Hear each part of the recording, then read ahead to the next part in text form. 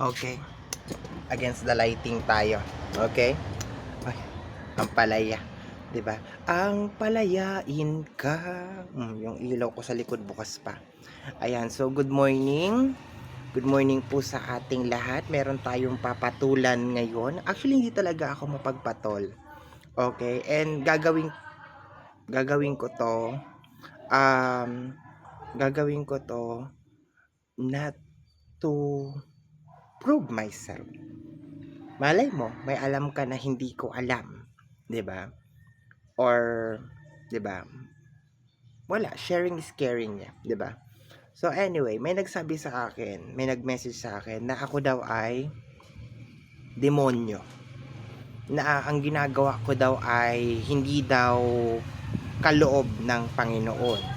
Ganon, yung mga ganon yung mga wording niya, yung mga kung ano, ang haba pa no, yung ganito ganyan, ganon darating yung araw, pati yung pagiging, yung kasarian ko, yung gender ko, yung ako, yung lalaki ka naman, yung basta yung mga ganon, tinira-tira niya ako, in short, ganon. So akin wala naman problema sa akin doon. Kumbaga sa akin, you are free na sabihin kung ano yung gusto mong sabihin, 'di ba, sa isang tao, 'di ba? Pero sana bago sana niya kailangan ko makakompose ng salita na sabihin to na maayos sana naisip niya muna kung yung ginagawa niya ba talaga is talagang banal ba talaga yon, di ba? Sana maisip niya, banal ba talaga ako? Sana maisip niya, yung ginagawa ko ba talaga is talagang ano ba talaga siya ni God? Di ba? Question yourself first, di ba? Pero baka naman alam niya naman talaga, 'di ba? Maybe I'm just assuming. So eto na, ang gusto kong i-share. Ilang religion. Eto na lang lahat ng religion nire-respect ko 'yan. Okay? Pag may nagtanong sa akin, sasabihin, ano po ba yung religion na maliligtas? Ano po ba yung religion na dapat talaga sa mundo? Sabi ko lahat. Everybody. Bakit? Playing safe? No, hindi ako playing safe. Bakit? Kasi ganito. Ganito Let us just say it. Dito sa Pilipinas, ilang artista ang sikat? 'Di ba? Catherine Bernardo, Daniel Padilla, lahat sila sumikat, 'di ba? Lahat sila sumikat. Meron lang talagang mga namayagpag kagaya yung kanya-kanya sila ng season, parang ganon. Pero lahat sila kilala. What if itong si Buddha, si Shiva, sino ba yung mga Indian god or something, ano sila? Parang ganun din ang rotation nila. Parang ganun din yung kanilang system. What if lang What if lang? Na parang kanya-kanya lang din sila ng ginawa para sa mundo, para maging better place ang mundo. Kaya nga hindi lang siya iisa 'Di ba? Marami, 'di ba? Kasi there's a tendency na ano ba? Doon ka muna. Huwag ka muna magulo diyan. Ikaw naman nagkasalita yung tao 'Di ba?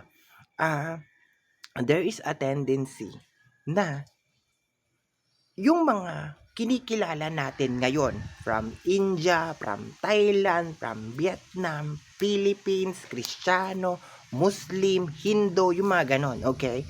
Kasi baka legit naman talaga lahat. It is just more on, bakit kilala mo ba yung pinakasikat sa Taiwan? Bakit kilala mo ba yung pinakasikat sa Malaysia? Bakit kilala mo ba yung mga famous and popular sa ganito, sa ganyan na lugar?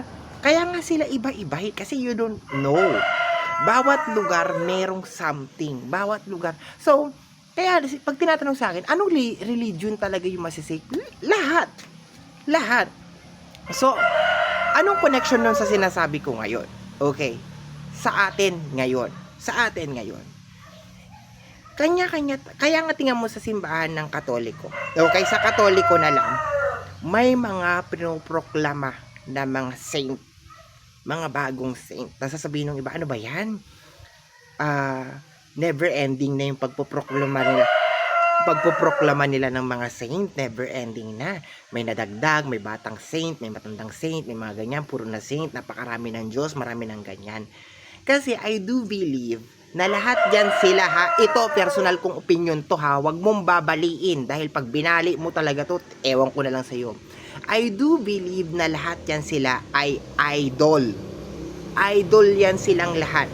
May ribulto man o walang ribulto, lahat yan sila ay idol. Ibig sabihin, meron kang matututunan at meron kang matututunan sa kanila, and it's just up to you kung paano mo siya i-apply sa sarili mo, and pag na-apply mo siya sa sarili mo, saka mo siya ilalagay sa world. Naintindihan. Ngayon kung hindi mo naintindihan, bahala ka sa buhay mo. Ngayon, balik tayo doon sa pinaka-unang-una. Yung sasabihin mo sa akin na bakla ka.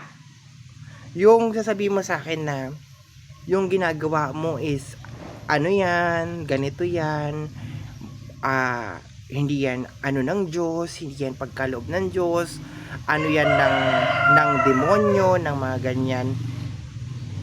Never tayong makakapag-guaranteed ng 100% na yung ginagawa natin is maganda. Lalong-lalo na sa mata ng ibang tao.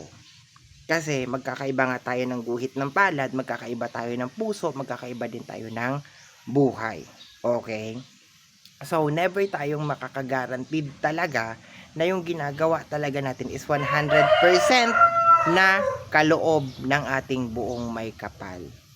O lalo na kung galing sa mata ng ibang. Kaya nga diba sinasabi nila, beauty is in the eye of the beholder. Kung pangit ako sa paningin mo, ano magagawa ko? Diba? Alangan namang i-adjust ko yung sarili ko based on your preference. Kung hindi mo ko gusto, alangan namang baguhin ko yung sarili ko para magustuhan mo lang ako.